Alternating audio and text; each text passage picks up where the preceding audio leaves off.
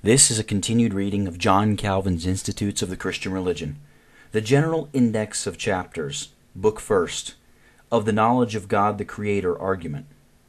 The first book treats of the knowledge of God the Creator, but as it is in the creation of man that the divine perfections are best displayed, so man also is made the subject of discourse. Thus the whole book divides itself into two principal heads, the former relating to the knowledge of God, and the latter to the knowledge of man. In the first chapter these are considered jointly, and in each of the following chapters separately, occasionally, however, intermingled with other matters, which refer to one or other of the heads, the discussions concerning Scripture and images, falling under the former head, and the other three concerning the creation of the world, the holy angels and devils, falling under the latter.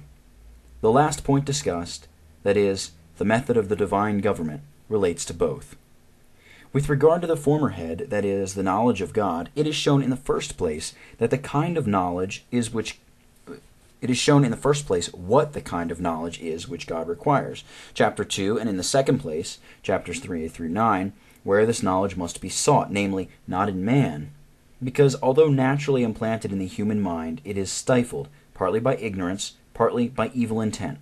Chapters 3 and 4, not in the frame of the world, because although it shines most clearly there, we are so stupid that these manifestations, however perspicuous, pass away without any beneficial result.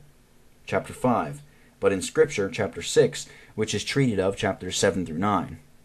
In the third place, it is shown what the character of God is, chapter 10. In the fourth place, how impious it is to give a visible form to God. Here images, the worship of them, and its origin are considered.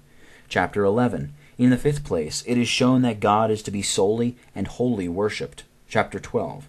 Lastly, in chapter 13, treats of the unity of the divine essence and the distinction of three persons.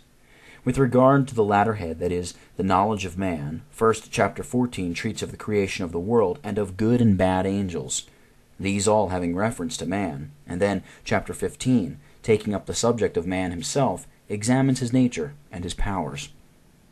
The better to illustrate the nature both of God and man, the three remaining chapters, that is, 16 through 18, proceed to treat of the general government of the world, and particularly of human actions in opposition to fortune and fate, explaining both the doctrine and its use. In conclusion, it is shown that though God employs the instrumentality of the wicked, he is pure from sin and from taint of every kind.